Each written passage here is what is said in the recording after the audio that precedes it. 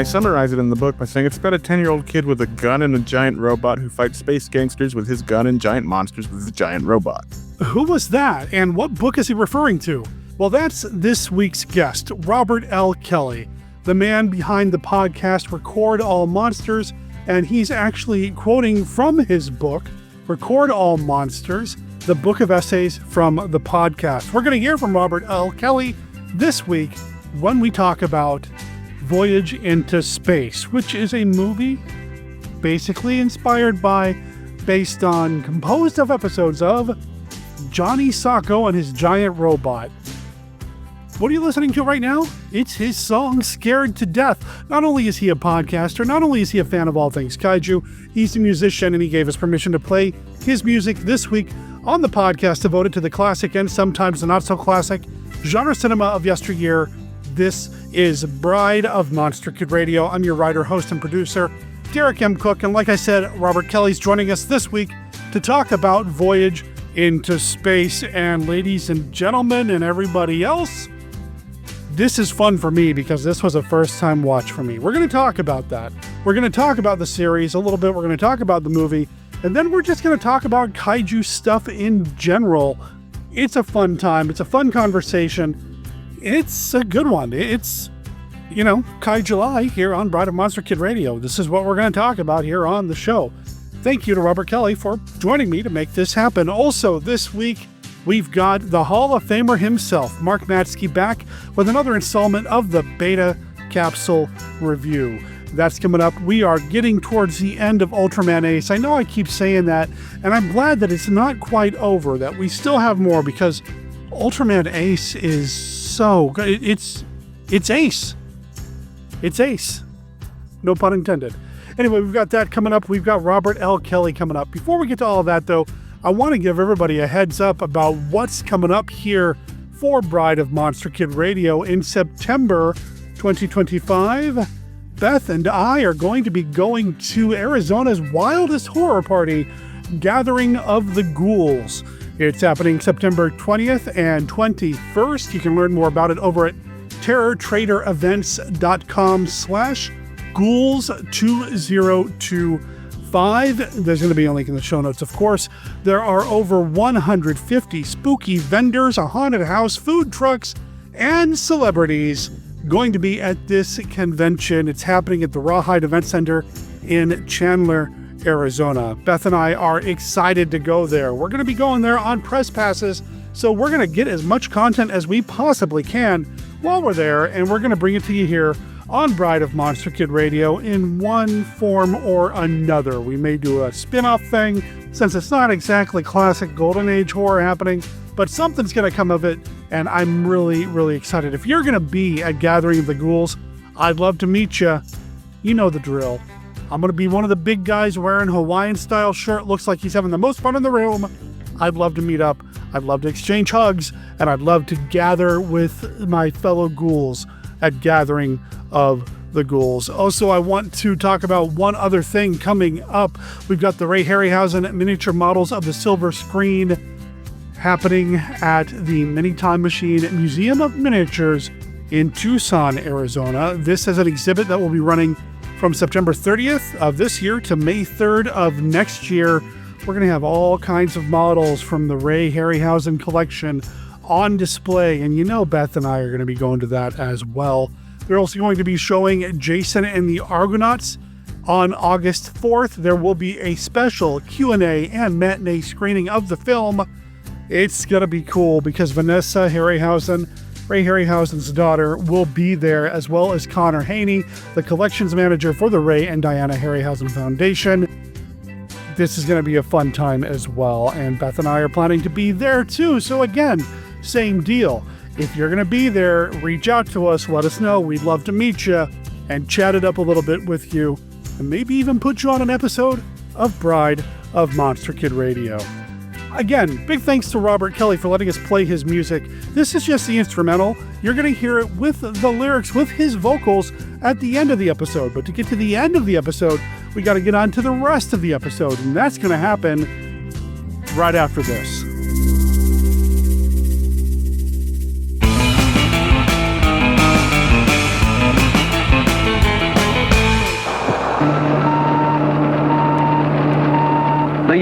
1980. The scene, outer space. The story, destruction of Earth.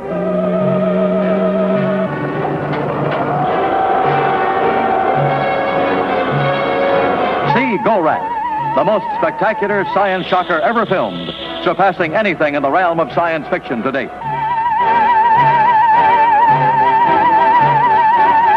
See astronauts, satellites, and spaceships operating from South Polar Base. You are actually in every exciting scene. It could happen. It may happen. Warning to every man, woman, and child. Nerve-shattering tension will grip you and hold you spellbound in the most enthralling science fact shocker ever made, in scenes never before filmed in limitless outer space.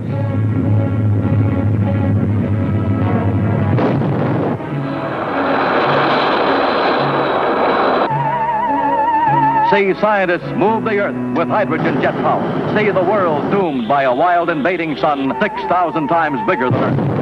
See gigantic earthquakes, space collisions, and tidal waves.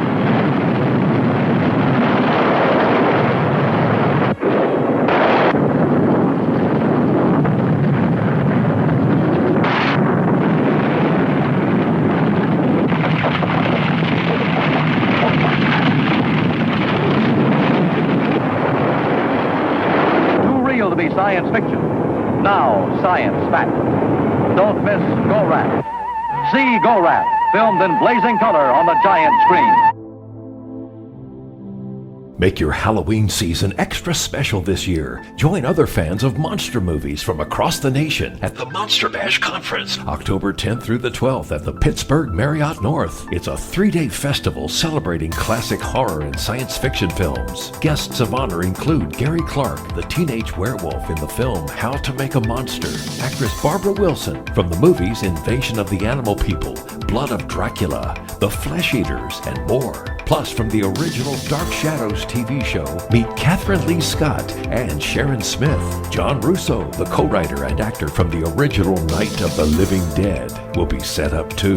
TV producer Bill Diamond will be shooting footage for his documentary series on monster book and magazine cover artist Basil Gogos, and have a great display of original art. Get autographs and enjoy a 3-day film festival and special events. Explore over 100 vendor tables with vintage monster toys, comic books, monster magazines, Blu-rays, DVDs, monster t-shirts, model kits, original movie posters. The Marriott will be bursting at the seams with cool stuff from our childhood. Admission can be purchased for $25 a day at the door or $60 for all 3 days. You can save more by ordering your 3-day admission in advance at monsterbash.us. That's monsterbash.us. Monster Bash, the conference and expo, October 10th through the 12th, 2025 at the Pittsburgh Marriott North. If you want to stay, ask for the special Monster Bash rate at the Marriott.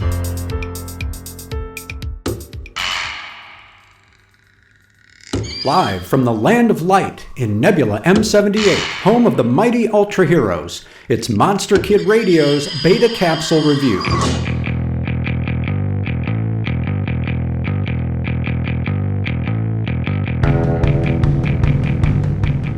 Ultraman Ace, Episode 48, Revenge of Veracron. While on space patrol with Yamanaka, Hokuto falls asleep and dreams of terrible monster Veracron. The nightmare dredges up painful memories for Hokuto and convinces him that Veracron will return in vengeance. Back on Earth, Hokuto seeks treatment for a toothache at a sketchy dentist's office, and soon afterward begins having visions of Veracron that match his nightmare. He empties his gun at the imaginary menace, frightening residents and drawing the attention of local police. Placed on suspension by Captain Ryu, Hokuto sees Veracron again, but this time it really is the terrible monster in the flesh. Fortunately, Tak responds quickly enough to prevent Hokuto from being blown to bits. But will Veracron's noxious gas be too much, even for Ultraman Ace? Revenge of Veracron premiered March 2nd, 1973. And among Ace episodes, it's a reflective one, giving series star Keiji Takamine plenty of room to explore the trauma of Hokuto's battles. both as Attack member and as an Ultra Brother. It's not the first time that a kaiju character has returned, but Baracron's reappearance carries great significance, since it's the same monster that killed Hokuto and Minami in Episode 1. It's easy to understand Hokuto's angst, which Takamine conveys with the same intensity with which he more commonly communicates a cheerful spirit. Episode 48 also reintroduces the Yapul Alien Collective, which had faded from view in the second half of the series, setting up a major point of conflict as Ace begins its home stretch. For Monster Kid Radio's Beta Capsule Review, this is Mark Matzke reporting.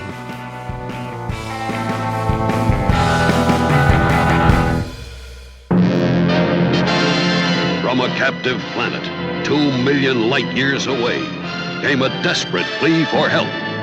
Message from space.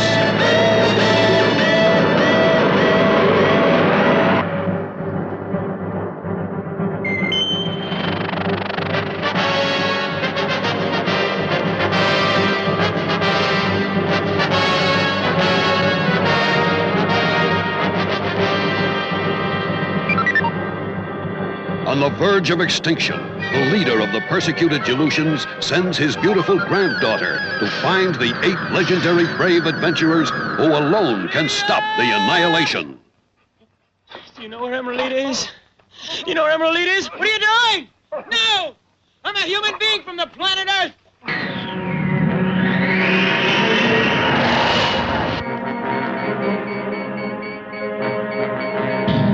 Never before has the screen erupted with more spectacle, more excitement.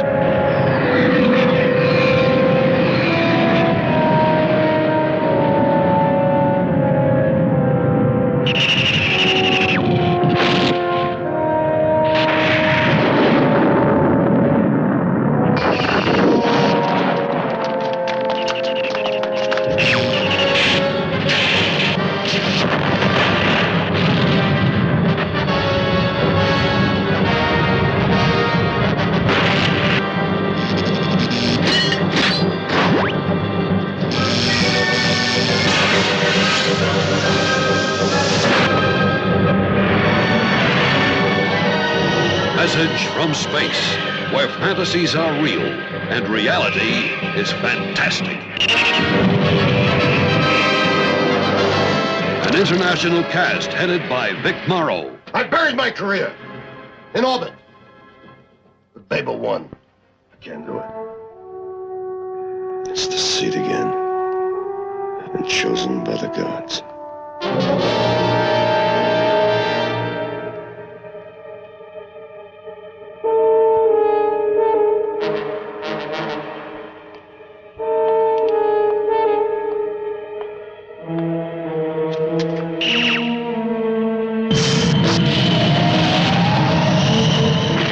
Phantasmagoria of sights, sounds, and space-age technical achievements that must be seen to be believed. Message from space. Have something to share with Bride of Monster Kid Radio? You can email the show at monsterkidradio@gmail.com, or you can call and leave a voicemail at 360-524-2484.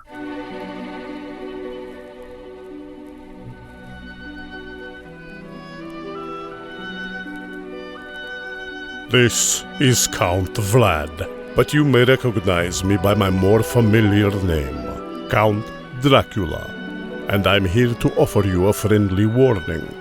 Derek and his guests often get excited, and occasionally this results in revealing key plot points of the movies they're discussing.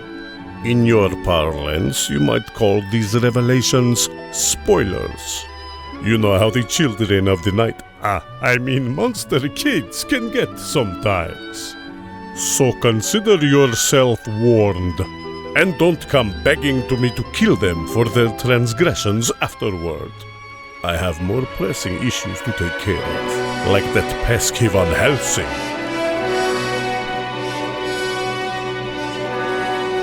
A bride of Monster Kid Radio listeners, one of my favorite things to do on the podcast, whether it's KaiJuly or not, is to find a movie or a property that I have no experience with and then diving in and getting to enjoy something as a newcomer. Now, this is not a situation where this week's guest was a newcomer to the product or the project or the movie or whatever you want to call it at this point. It is a clip show, a compilation. We'll get into that. But Robert Kelly recommended we watch Voyage Into Space, which is a 1970 film distributed by AIP, and I didn't realize that it was an AIP. I don't want to say production, because I don't know how involved they really were. But it's basically a bunch of episodes of Johnny Sokko and his flying robot turned into a feature film and released here in the States. I mean, I guess. I have very little experience with Johnny Sokko. I knew what the flying robot was, but that's it. So I'm excited to talk about this with this week's guest, Robert Kelly, my man. Hey, Derek. We're going to get into it, man. I did not know what to expect getting into this because I have no experience with Johnny Sokko. I don't know why. I mean, there are a couple of Japanese tokusatsu, which I realize is kind of a, it's tokusatsu, it's Japanese science fiction properties, whatever. There are a couple of tokusatsu properties that I know very little about, that as much as I love my Godzilla and I really love my Ultraman and all the other stuff associated with that, and Gamera and, some of the other non-Toho, non-Dai kaiju properties, there are a couple that I had no experience with. One of them is Johnny Sokko and his flying robot. And then the other one is the Space Giants. I have no experience with either the Space Giants or Johnny Sokko and his flying robot. I don't know why I never got that far. I've told this story before about how I finally accepted kaiju into my heart and then dove in deep with all the Godzilla movies and everything else. Really dove in with Ultraman. Not sure why I stopped. Well, I think partly because mostly what's available is Godzilla, Gamera, and Ultraman. Space Giants, Johnny Sokko, those aired in syndication here in the U.S. roughly after they finished their Japanese runs and then disappeared. Okay. For the most part. I know Johnny Sokko has a following with Gen X California kids because it reran there a lot on particular networks. I didn't grow up with Johnny Sokko. I discovered it as an adult after I finished my stint in a monastery. It was on Comet TV. They would show it Saturday mornings early at 6 a.m. They showed 2 episodes of Johnny Sokko and his flying robot. Okay. And I just happened to be up one Saturday morning doing God knows what at 6 and stumbled across it, and I was like, this looks incredible. And I got up for, it must have been like 2 or 3 months that they could, watching it in order, 2 episodes at a time. And just being amazed and following along with the story and just falling in love with it. And then finding out there was a movie and I was able to get my hands on the DVD. Shout Factory put out a wonderful DVD set of the whole series, all 26 episodes. And just trying to get my hands on the movie because MGM still owns the rights to the movie, and you can stream it on Amazon because now Amazon owns MGM. But there was no physical release for the longest time. And then I think in 2021, Scorpion Releasing put one out, and that's where I got it from. And I finally was able to watch it because I was like, I know what episodes it is, and I had seen it on Comet because they played it sometimes. But I know what episodes to watch. I can watch it like that, but getting to watch it in this beautiful HD restoration. It makes me so happy. This movie makes me so happy. The show makes me so happy. But that's my background with Johnny Sokko. It's just like the most delightful thing. A boy and his robot and his gun. that he has. So before I hit record, we were chatting a little bit, catching up, and you were like, I'm dying to know what you thought of it. I'm dying to know what you thought of it. I'm watching this, and within the first, I don't know, say 10 minutes or so, they put a gun in the kid's hand. Now, I know it's late 60s, late 60s, right, is when the TV show was. Yeah. And it's definitely marketed toward children, kind of like how Ultraman would have been. And I get that. And it's a science fiction thing. So you might be thinking, it's a ray gun. No, it is a gun with bullets. Yeah, this is a shooter. The kid's like ducking behind corners and getting ready to fire back at the bad guys, at the spies who are firing at the kid like it's no big deal. Like, what am I watching all of a sudden? I mean, I was expecting kind of a light, fun, Ultraman does get into fights, but I didn't expect this. It's so it would have been airing at the same time as Ultra 7. Okay. This one. Which I think the music takes a cue from Ultra 7. Which I love the music, and I walk around singing the theme song all the time. When I work out, which is very rarely, I play the theme song is in my workout playlist. Really? Yes, because it makes you feel great, like you're doing something very strenuous and triumphant at the same time. It's this show, this movie by extension, it's just wild. It's based off a manga, and I say based off because the manga was publishing volumes as the show was airing. Okay. And that's pretty common even today, isn't it? Yeah. But they actually don't have a whole lot in common. The manga is very focused on the bad guys have other robots that they're using as opposed to kaiju. And there's a couple of other evil robots throughout the show. They're not in the movie, but because of what the tone was on TV at the time with the Ultra shows and Zone Fighter and all of that sort of thing, they went with kaiju. And I think some pretty neat kaiju. I think some of the coolest ones didn't make it into the movie. The manga is by the same guy who made what in the US we call Gigantor.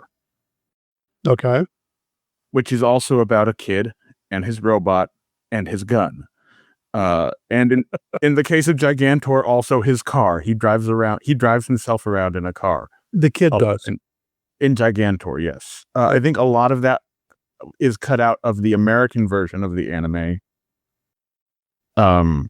Because it was easier to cut. There's no cutting around Johnny Sokko having a gun. No. In this, he is in gunfights constantly. In the first episode, he's on a ship crash where the world's worst secret agent gives up his secret identity like immediately upon meeting Johnny. Yeah. No, really, I'm a writer. Okay, and then 5 minutes later, okay, really. Yeah, okay. I am part of Unicorn, the secret, the science patrol thing that exists. Unicorn. And they're the only survivors of this shipwreck. And they end up on the island of the bad guys are using as a base, the Gargoyle Gang. They end up on that island base and they discover the scientist, Dr. Guardian, who has under duress built this giant robot. And he has a watch remote, and the first person whose voice he hears is who he will obey. And he's showing them this remote, and he's like, and I'm going to blow it all up. And Johnny Sokko decides to steal the watch and just start talking into it. Of course. Because he's 10. And yes, before they get there, before that even happens, before the giant robot is even a thing, Johnny Sokko has a gun. They get shipwrecked on the island. Mm-hmm. Jerry Mono, the secret agent who he becomes friends with, knocks out their captors and steals 2 guns. And he gives one to Johnny. And he says, Here, cover me. And they cut a swath of destruction through the island and survive a nuclear explosion that destroys everything on the island but them and the giant robot, and they fly home and fight a monster. The nuclear explosion provides the radiation needed to activate the robot. Yes. The power. They sure are kind of fast and loose with how radiation and nuclear weapons work in this movie. Especially for a Japanese property of its vintage. Right? Beth was watching part of this with me earlier today, and she just looks at me at one point, propaganda much? I'm like, yeah. Yeah. Oh, yeah.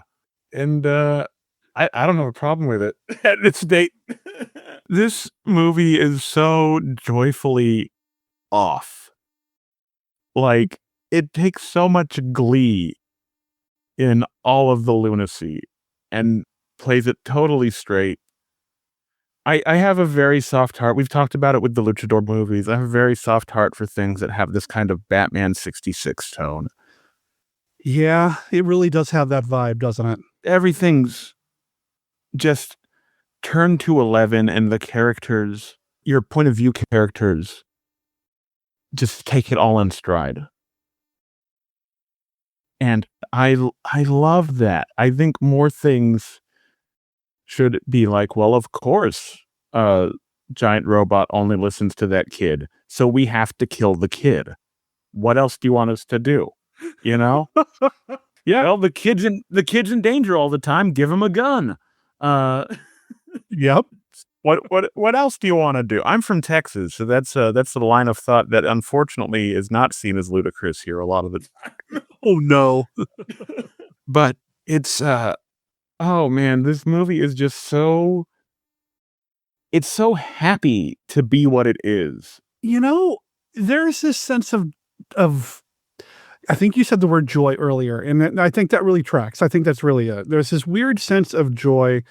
It's clearly a kid's show, and the target audience are adolescent male, I'm sure, adolescent boys. Yeah. And it kind of helps to frame it as if it almost is being told from, and maybe it is being told from the point of view of the kid. It's a boy's fantasy. It's a little boy's fantasy. You know, he gets a giant robot, he gets a gun, he gets to join the super secret agents, he gets to be his own spy. He doesn't have to tell his parents about it until, in fact, he's told to keep it a secret from his parents. You know, Yeah. it's a total little boy fantasy power, and it's wonderful. Yeah. It's very pure in a lot of ways. Mm-hmm.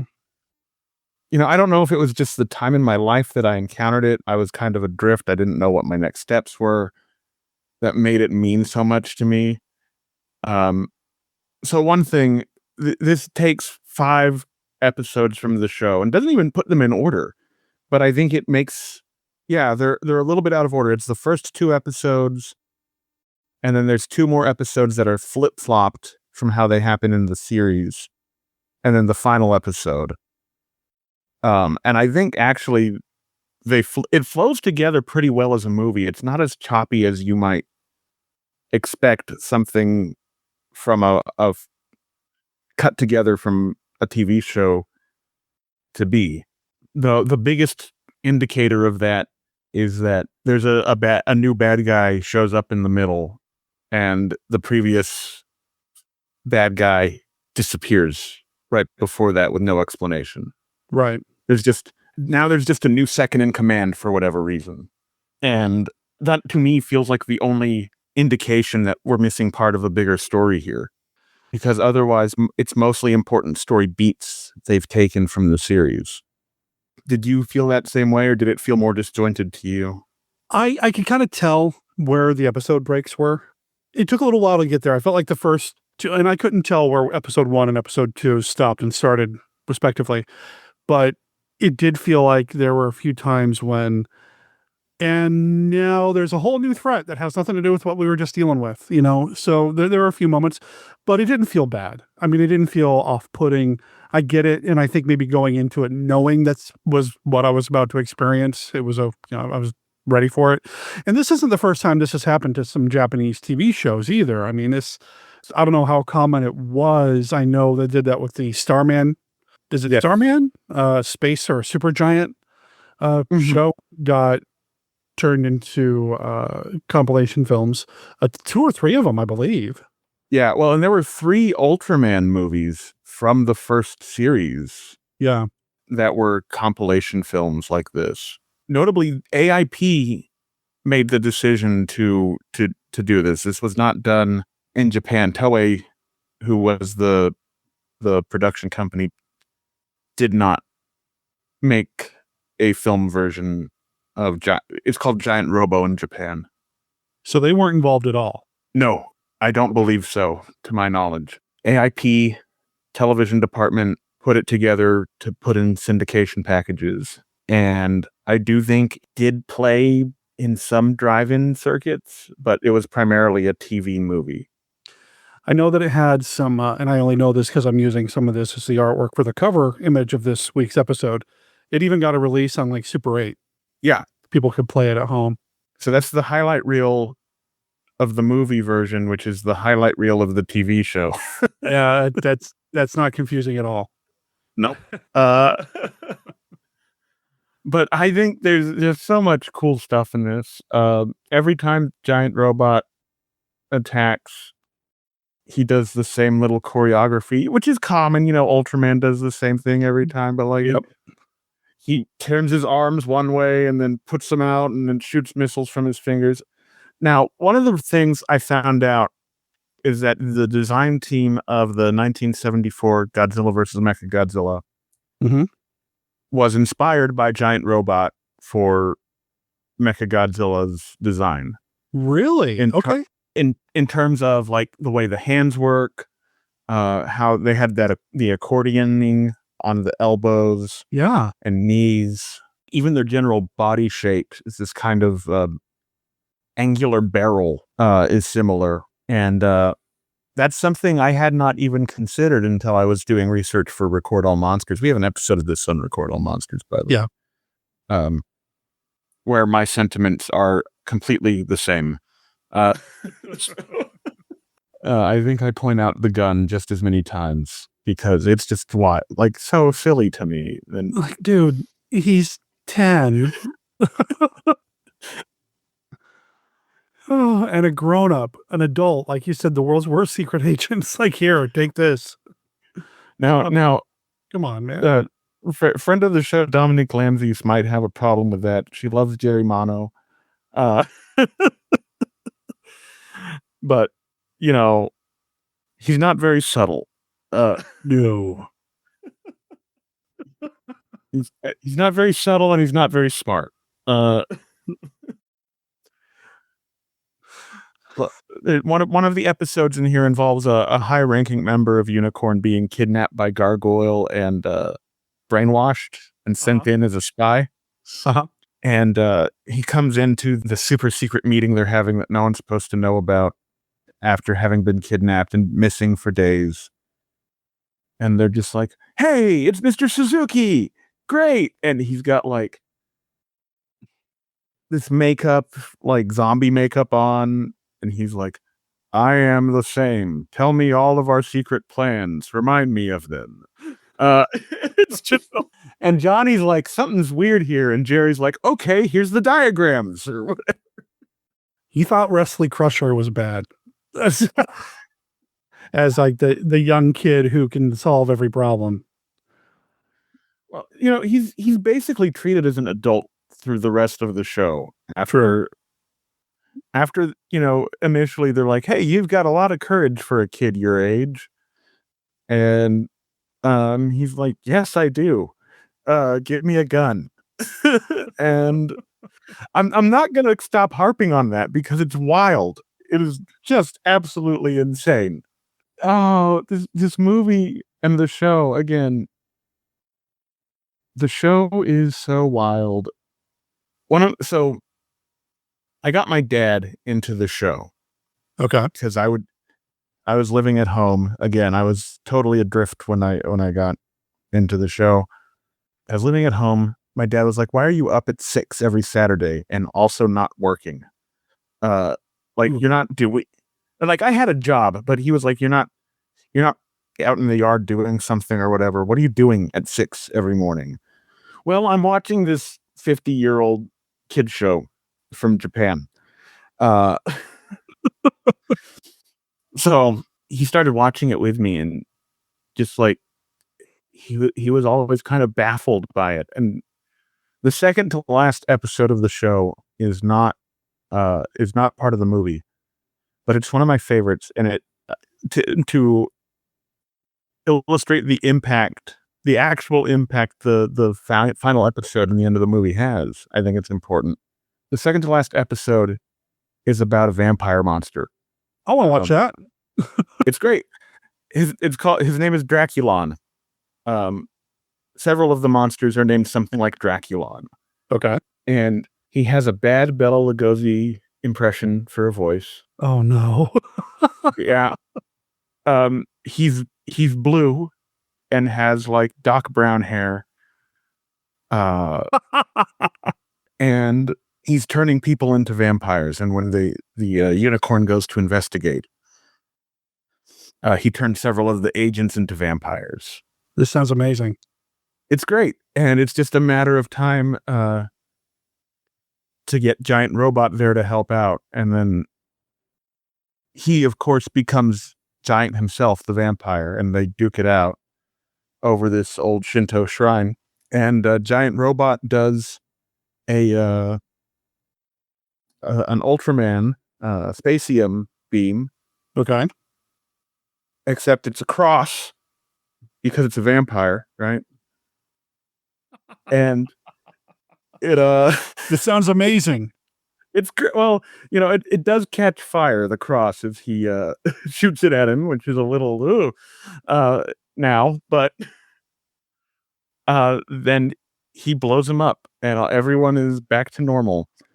And there's a wonderful scene that's like something out of a zombie movie where Johnny and Jerry are surrounded by all these vampires in this shrine and just running, and they're like, turning, vampires are here, they turn and vampires are there. And so my dad and I are laughing at this. It's almost 6:30. This is the first of the 2 episodes they're showing that day. And we're just laughing at this, having a blast. And then, Giant Robot blows up the vampire and everything's fine.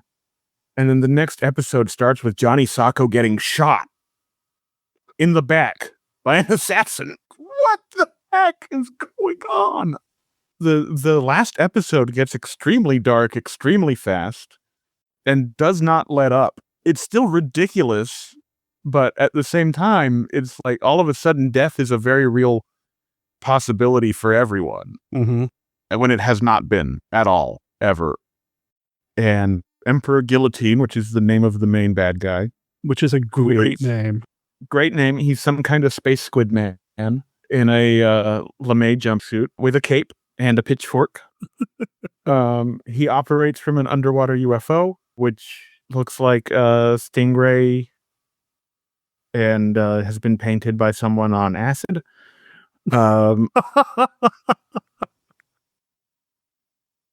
It's terrific.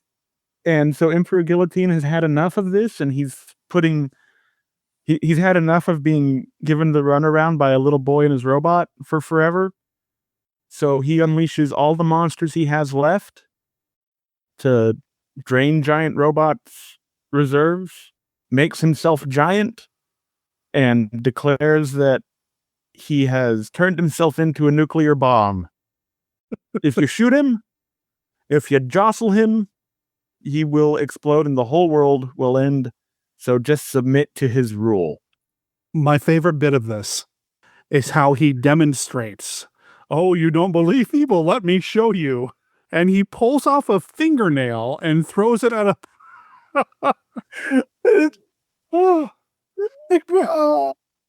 It's so silly.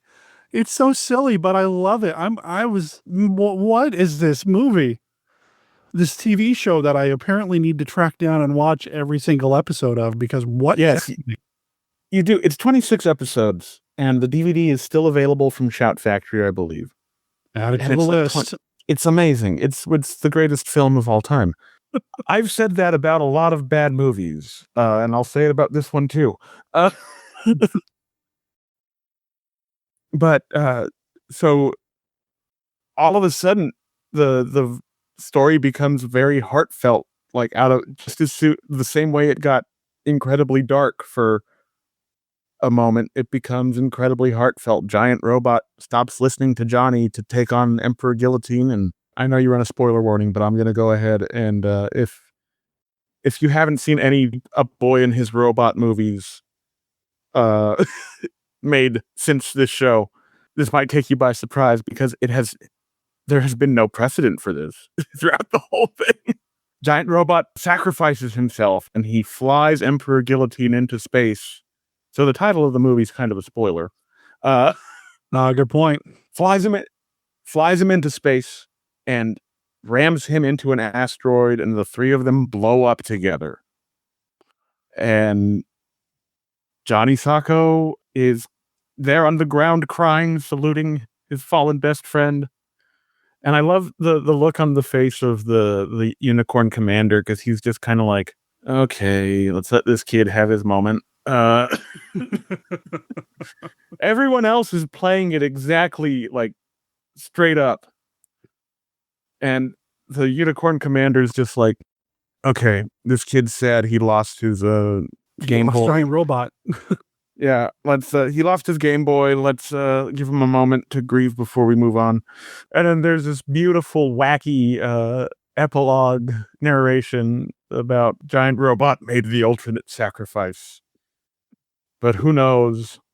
When Johnny Sokko needs him again, he may appear like a miracle from out of the sky, and it fades to black. And we get this superimposed Giant Robot in a Superman pose over the stars. So shades of the Iron Giant here. I'm picking up on quite a bit in this. Okay, I don't know what else to say. This was an experience, and it was something else, man. The giant monster fights are fun. Yes. I was surprised that Giant Robot didn't have more agency, I feel like, until the very end. I did not know what I was getting into, though, because I knew nothing about this. I said at the beginning of this that I have no experience with Johnny Sokko. It's right up there with Space Giants and Zone Fighter and Kamen Rider, where I have no experience with those particular, television properties. Yeah. I don't know what these things are and what to expect from them. No, I had watched other, Ultraman being the biggest one, but I'd watched quite a few other tokusatsu projects and TV shows and all that. But with these, I had no idea what I was getting into. I didn't expect Giant Robot to literally be a robot that has to be told what to do. By a 10-year-old boy with a special watch and a gun. Yes, don't forget the gun. It's a wild ride, and like I think you can see why I became fascinated with this when I just stumbled across it. Like, this is a thing that exists in the world, and how was I unaware of it for so long? Was kind of my take when I came across it. And I try and share this with as many people as I can, because it is joyful. It is bizarre. It's its own thing, despite being very derivative of, Gigantor and Ultraman and 100 other, things that came before it. It mixes them up, and it's in such a way, even watching the things that came before it, you can't be prepared for what it is, I feel. So this was produced by Toei? Yeah. The TV show, anyway, was produced by Toei, which is still around. They're primarily an animation studio these days, aren't they? Yes, they do also still produce Kamen Rider. Okay. But yeah, primarily do anime, notably Dragon Ball. And I think they're behind One Piece as well, aren't they? Yes, yeah. This is from Toei. Toei had actually a pretty good size output of tokusatsu shows and movies. There was a box set that came out, I think, last summer that had several Toei tokusatsu movies. You talked about the Golden Bat. Mm-hmm. I don't know how far back, But that was on that box set, as well as one of my favorites that we did on Record All Monsters. It's called The Magic Serpent here in the U.S. Okay. But it's a retelling of a Japanese myth that was the inspiration for the anime Naruto, which I've never seen. But looking for information about the characters and the myth, Noble Jiraiya is the name of the myth, became very difficult because everything was just about Naruto when I was trying to do my research. But that's on the box set as well. Toei did a lot of really cool tokusatsu stuff in the 60s and 70s. The Legend of Dinosaurs and Monster Birds was another one Toei did that was kind of a Jaws knockoff. Well, it's a wonderful title, if nothing else. I've never seen it, so. It contains neither dinosaurs nor monster birds. Oh, okay. But it's a Jaws knockoff where a plesiosaur and pterodactyl attack a water festival in rural Japan. Okay. It's from the 70s. I did a live show on it at a convention in San Marcos, Texas last year, and eventually that will be released as part of season 3. Okay. For Record All Monsters. See, I told you guys, I'm working on it. Toei has, a pedigree with this stuff. They also are behind a film that I adore, but I try not to watch very often because its theme song gets stuck in my head. And I'm going to go ahead and mention it anyway. The Green Slime. Yeah! Yeah. Which I love. I love The Green Slime a lot. It was a co-production, of course, with some folks here in the U.S., but they were behind that. They were also involved with Youngari, if you want to go straight up kaiju, co-production with them and some South Korean filmmakers. So yeah, if you're interested in that Toei Tokusatsu collection, it has Prince of Space, which was on Mystery Science Theater. And that's one of the Starman ones, right? Yes. Okay. Yes. Invasion of the Neptune Men. Ooh, okay. Watari the Ninja Boy. The Golden Bat. The Magic Serpent. Ninja Scope. Ooh. And Terror Beneath the Sea, which stars Sonny Chiba. I really like Terror Beneath the Sea a lot. So yeah, all of those are on the box set. It's a good time. And Toei, I think they have been getting left out of the tokusatsu conversation in the US for a while because they are primarily known here as an anime studio. Toei is considered one of the quote-unquote big four film studios in Japan, along with Toho, Kodokawa, and the one that I always mispronounce, sorry, Dominic, if you're listening, Shochiku? Sochiku. That's it. Thank you. Shochiku. So, I mean, they're still a thing, but yeah, I think when you think about kaiju, tokusatsu, all of that. You're going to think Toho and Tsuburaya, but Toei has the same degree of clout, really. And I'm fascinated by these Japanese film studios and all that. And I know that here in the US, yes, Universal's been around forever. More, since the silence. Warner Brothers has been here since did they do silent films? Yeah, I guess they did. Yeah. So we have these studios that have been around for a long time as well. But it's just kind of fascinating to me when you start to look at the history of Toho, you look at the history of Toei and versions of what Toei is now, been around since at least the 30s, which is just fascinating to me to think that they were doing it over there too. The past is already a foreign country. So you're looking at the past of a foreign country. There's an extra layer of obscurity over it. I think that's part of the appeal in general for kaiju and tokusatsu stuff. It's cool. I mean, it's cool stuff to look at and think about what they were doing and where they came from and what led them to create a show in which they gave a 10-year-old a gun and a robot. Gun and a robot. What else do you need? So were there toys involved? Do you know if they ever had toys of these at the time? I'm sure there's been models since, but... Yes, there were toys at the time. I think primarily of Giant Robot and some of the monsters. As a matter of fact, I have been looking for a toy of Giant Robot for as long as I have known of this show. Okay. And the vintage ones are rare and expensive, and the contemporary ones are just expensive. Yeah. That tracks. I mean, they are, like $100 for a 6-inch, a non-articulated figure. In this day and age, it's a specialty. It's a niche thing. Okay. And on that note, I do encourage people to buy the Blu-ray of the movie and the DVD of the show because they're owned in the US by Amazon, who are not always a great steward of media. They could disappear from streaming on Amazon Prime at any second. I mean, Warner Brothers streaming service doesn't even have Looney Tunes on it anymore. Well, I'm glad it's I introduced you to something you enjoy. I think it would have been interesting to hear us disagree about its merits, but I'm glad we didn't have to. That's always the fear that I have about doing episodes like this is I never know. And I know I've done a series of these with like Steve Turek where we go into something completely sight unseen, right? And we don't know what we're going to get and we don't know what we're going to expect. And do we both like it or not? Fortunately with Steve, it's been pretty solid. We've been successful in finding things that we're going to like.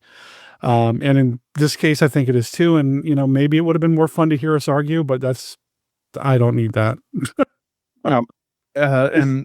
This was fine. This was fun. I enjoyed watching it. I may even make it a point to try to watch the show. I'll add it to my list. I know I have other things to watch. I know I need to get into Kamen Rider. I need to give that one a go because I know it's got a huge following and start with this, I'd say, because one, it came before Kamen Rider from the same studio, and also it's a lot shorter. There's a starting and ending point. It doesn't go on forever. That's true. Kamen Rider does keep getting redone over and over and over again, doesn't it? Yeah. Well, I'm glad you enjoyed it. If I did consider there is a movie, a Godzilla movie that I love dearly that no one else does, that I considered putting forward, which is Godzilla's Revenge. Okay. I have many, many thoughts about it, and I figured, no, I already put those out on Record All Monsters. I don't need to come into your house and jump up and down and throw a hissy fit. About why nobody else likes my movie that I liked from the time I was 4 or whatever. But was it Godzilla's Revenge that Bob said he liked last week? Was that one he was kind of championing as well? Yes, he was kind of championing that a little bit as well. I completely agreed for the most part with what he was saying. I have to bring this up about the Heisei series. Ah, okay. I generally find the Heisei series to be a little too self-serious. I think Biollante is a high point for the whole series, for all the Godzilla movies. Okay. And I don't think anything else in the Heisei series lives up to that point. Although I do have to say, I have a ton of fun with Godzilla vs. Space Godzilla. Good man. It's not as good as Biollante by any stretch, but it is so much fun. It is so much fun, and I will take Godzilla vs. Space Godzilla over versus Destoroyah over any except Biollante, which is legit great. And certainly my least favorite Godzilla movie is in the Heisei series, and it is Godzilla and Mothra: The Battle for Earth. Okay. I think it tries too hard to be an Indiana Jones movie for so much of its runtime. Ooh. I think the suit, Bob had this complaint too, that everything is beams, there's no grappling. In the monster fights, and that's even harder. That's even more true in that one because you have 2 flying monsters versus Godzilla, and so he just kind of waves his arms and shoots his beams, and they even gave Mothra a laser beam because they couldn't. I don't know. I have very strong feelings that are not with the rest of my generation on the Heisei series. I do love most of the Millennium series because they're trying something different all the time. But you can hear all my Godzilla thoughts for the most part on Record All Monsters. I'm glad you brought it up because it gives me a chance to say something. I really like the Heisei era. I really do. I like that it's got a tight-ish continuity. I like the lore that is being constantly built and added to. There's just something about that 90s aesthetic that I really, really enjoy about that run. I think the show is probably where it's at. Obviously it's where it started. And those are fun too. But the Heisei stuff, I really enjoy.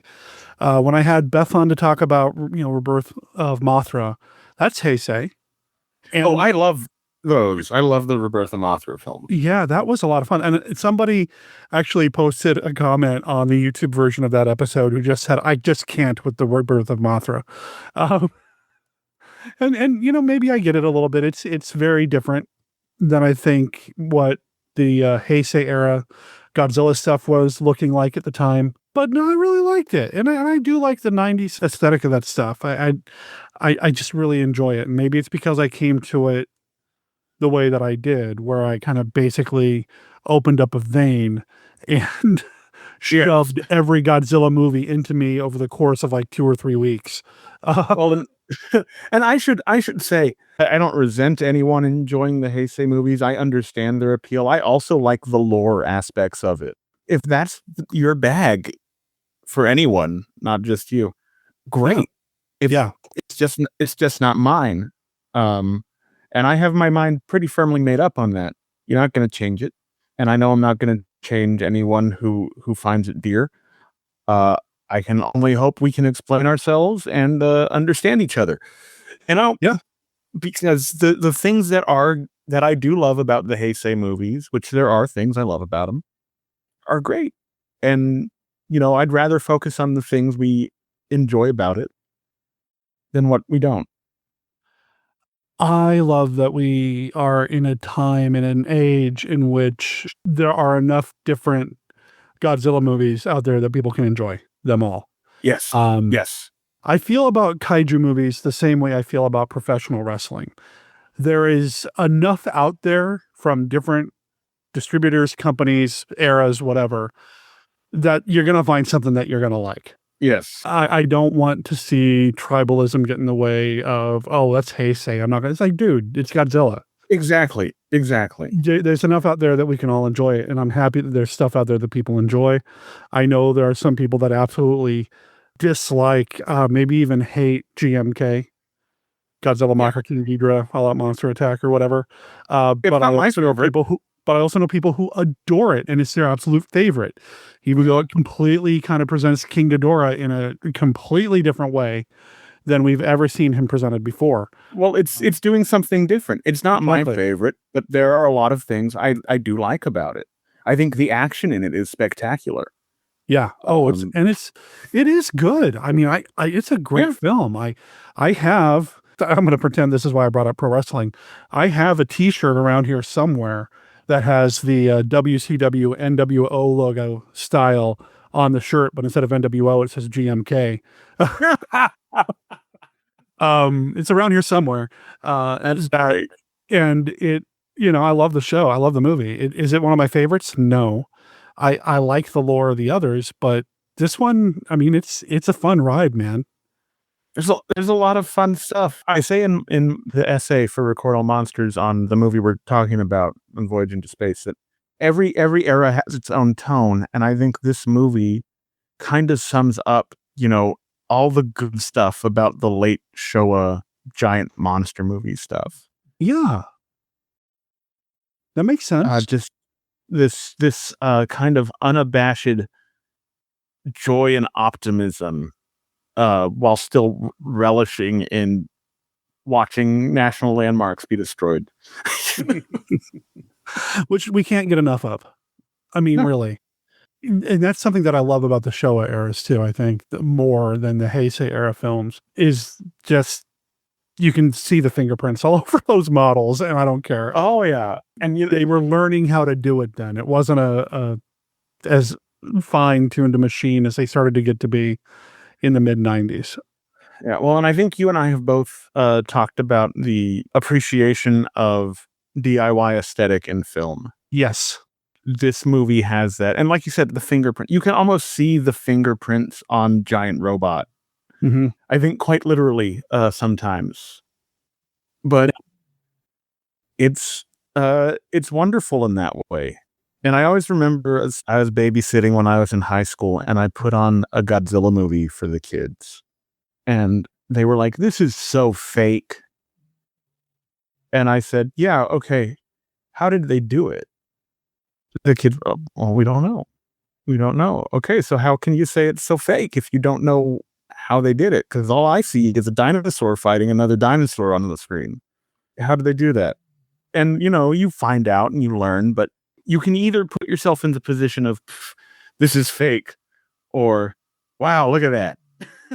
Yeah. And I much rather would be in the "wow, look at that" camp every time. Same.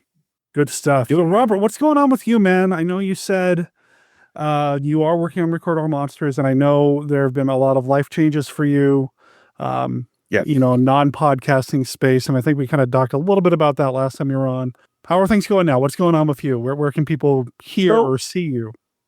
So you can hear my music stuff going on over at wolf-cub-music.com. The Record All Monsters website is still up. recordallmonsterspod.wordpress.com. I am working on season 3. I have been doing writing. Once I finish all the writing, I have about half of the writing done. We're going to start recording some stuff, and then once it's all in the can, we're going to be slowly releasing it. But right now, my music is going on. I have 2 singles out. Scared to Death, How I Had in Mind. They're both out there. I've been doing shows. I only have 1 show coming up in August so far. So if you want to book me in your Texas is a big area, but I'll travel all across the state. I'll go to New Mexico. I'll go to Louisiana. Come out to Arizona, man. Hey, I would. If you can find someone to pay me, I'll go out there.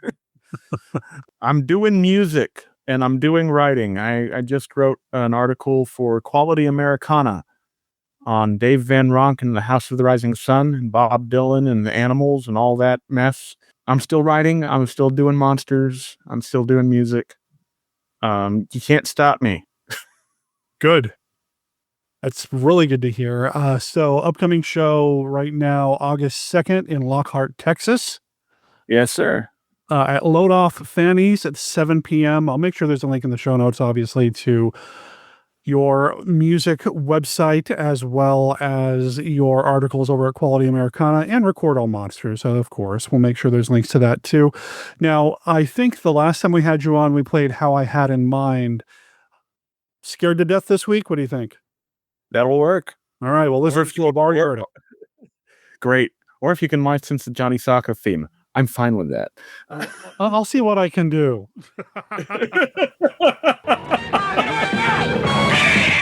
A giant monster bird comes back to life. Get a rifle! Bring me a rifle!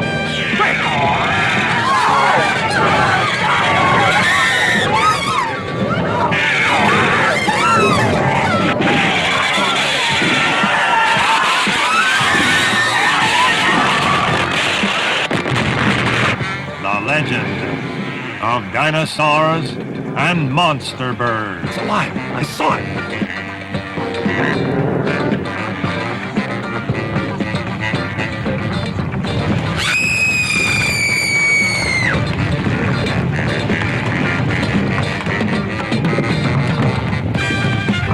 The volcanic eruption of Mount Fuji releases the monsters.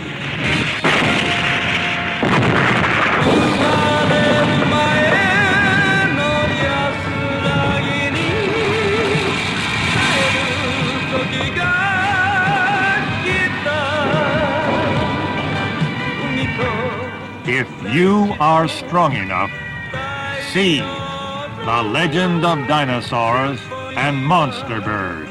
The distant stars, the lonely, helpless earth, the 21st century, the world of the future, and lurking beyond the cold, strange immensity of conquered space, growing and spreading beyond the warped imagination of the greatest human intellect, exploding in unspeakable horror, the green slime. The civilized world at war with alien form, whose slimy touch means instant, horrible death. Invaders from beyond the stars. The green slime. Robert Horton. Luciana Paluzzi. Richard Jacob. You make too many mistakes. You're not right for command. This is my command, and I'll manage it. Two men struggle for survival in the infected remains of a diseased universe.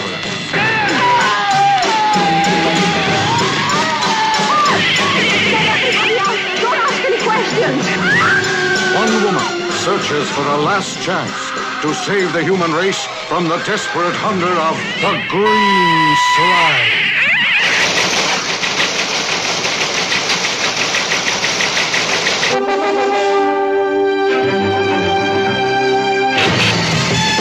A battle in space against faceless beings.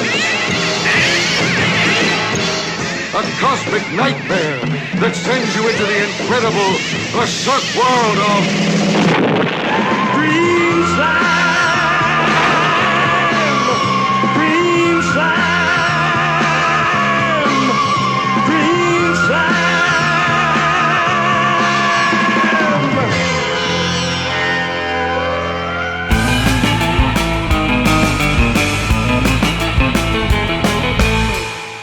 Thank you to Robert Kelly for being part of the show this week. Thank you to Mark Matzke for being part of the show this week. And thank you to you for being part of the show this week. Just by listening to the show, by downloading it, by streaming about it, you are part of Bride of Monster Kid Radio, and I am proud to have you here. Thank you for being part of what we do here. You know, we've been podcasting for over 13 years now, and it doesn't get old because of you. So thank you. Now, of course, I'm assuming that you're sharing posts and retweeting tweets and posting all over the social media or wherever's about your favorite Bride of Monster Kid Radio episodes. We'd love to continue to grow the show and do even more with the show, but we can only do that if we have more people listening and downloading and streaming the show, and that only happens if you talk about the show online. And when you do, make sure you send them over to monsterkidradio.net. This is our website where we have everything that you need to know about the podcast,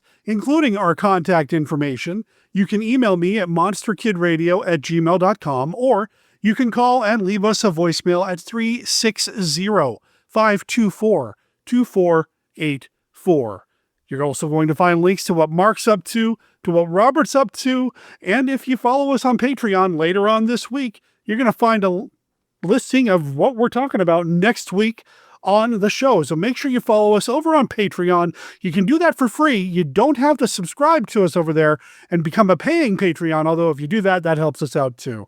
Speaking of paying and monetization and all that other stuff, I know that we've got advertising turned on the podcast now. Thank you for everybody who's been supporting us through that.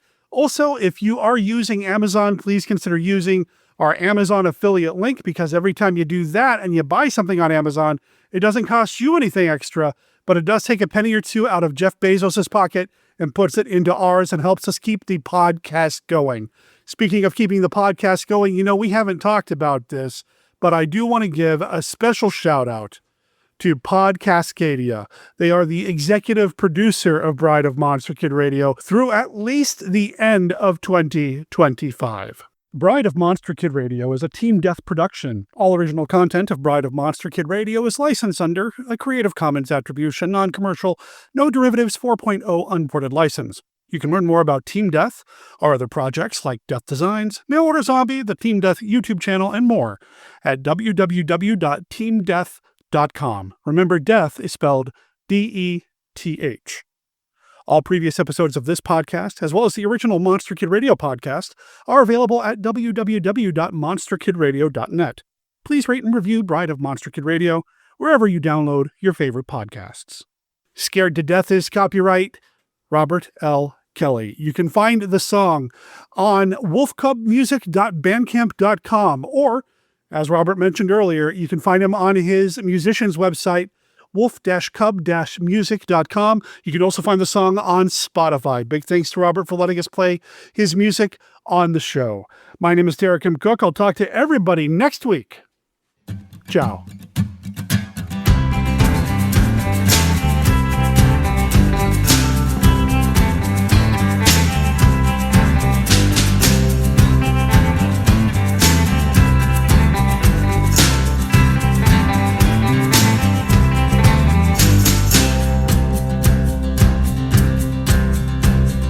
I've always been a drifter. I can barely play my guitar. For a while I worked as a grifter, but I never got too far. Well, I don't wanna live forever, but I'm scared to death to die. And I know I should be weeping, but my tears have all run dry. I left my Bible up in Memphis, 'cause it was never even mine. I don't wanna live forever, but I'm scared to death to die. I'd love to love you, baby, but I hold myself away. I swung by last night and you asked me, maybe could I be convinced to stay? Well, I don't wanna live forever, but I'm scared to death to die. And I know I should be weeping, but my tears have all run dry. I left my Bible up in Memphis, it was never even mine. I don't wanna live forever, but I'm scared to death to die.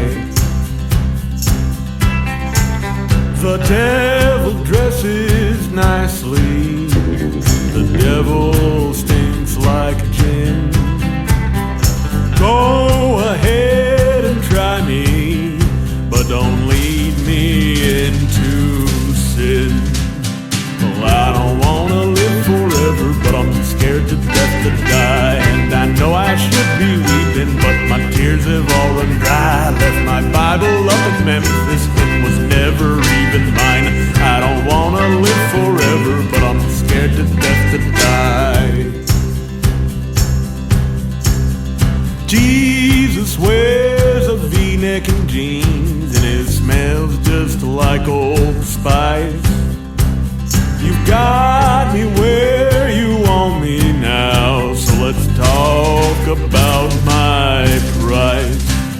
Well, I don't wanna live forever, but I'm scared to death to die. And I know I should be weeping, but my tears have all run dry. I left my Bible up in Memphis, it was never even mine.